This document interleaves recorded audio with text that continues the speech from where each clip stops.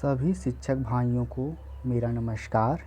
यह निष्ठा पे चल रही ट्रेनिंग का मॉड्यूल 11 है, जिसका विषय है भाषा शिक्षण शास्त्र। इसकी प्रश्नोत्तरी का 100% जब प्रश्नों को सही करने के लिए यह वीडियो ज़रूर देखें। चलिए प्रश्नोत्तरी को सही करते हैं। पहला प्रश्न है, निम्नलिखित में से कौन सा पढ़ने के समय करने का कार्य है?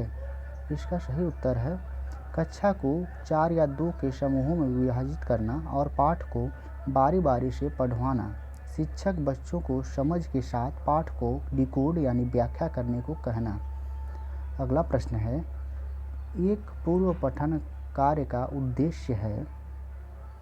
इसका सही जवाब है पाठ के विचारों के साथ सीखने वाले के पिछले अनुभव और ज्ञान को जोड़ना। अगला प्रश्न है, पढ़ना अर्थ गढ़ना है। इस कथन से क्या अभिप्राय है? इसका सही जवाब है पढ़ना पाठ के विचारों को समझना है। अगला प्रश्न है, वर्तमान भाषा सीखने के नज़रिए से निम्नलिखित में से कौन सा सच है?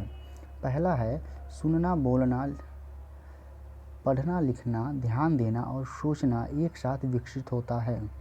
दूसरा है सुनना, बोलना, पढ़ना, लिखना, ध्यान देना और सोचना एक रैखिक तरीके से विकसित होता है। तीसरा है लिखने से पहले सुनना, बोलना और पढ़ना विकसित होता है। चौथा है लेखन एक भाषा सीखने में शिक्षार्थियों द्वारा विकसित किया जाने वाला अंतिम कौशल है। इसका सही उत्तर है पहला।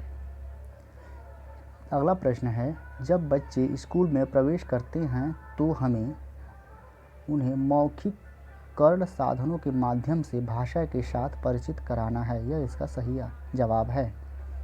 अगला प्रश्न है, निम्नलिखित में से कौन सा कथन सही है? इसका पहला कथन है मातृभाषा दूसरी भाषा की शिक्षा में हस्तक्षेप करती है। यह कथन गलत है।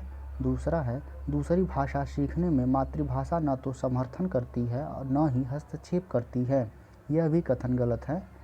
तीसरा कथन है मातृभाषा दूसरी भाषा सीखने के लिए एक संसाधन है। यह कथन सही है। चौथा कथन है मातृभाषा दूसरी भाषा सीखने का समर्थन करती है। यह भी कथन सही है, यानी कि हमारा तीसरा और चौथा कथन सही है।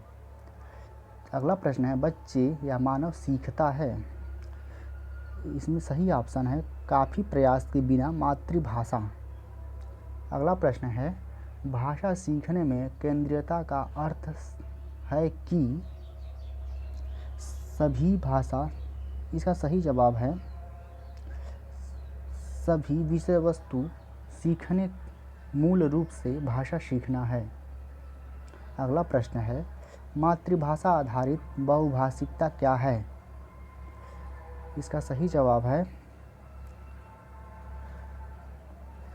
सभी बच्चे अपनी मातृभाषा में स्कूली शिक्षा शुरू करते हैं और कई भाषाओं को जोड़ते हुए आगे बढ़ते हैं। अगला प्रश्न है भाषा सीखने की रणनीति के रूप में बहुभाषिकता का क्या अर्थ है? इसका सही जवाब है कक्षा में शिक्षण अधिगम के लिए बच्चों की भाषा का उपयोग करना। चलिए इसको सबमिट करते हैं और हमारा 100% प्रश्नों का जवाब सही है। आप लोगों को किसी और समस्या पर वीडियो चाहिए तो कमेंट में ज़रूर लिखें। धन्यवाद।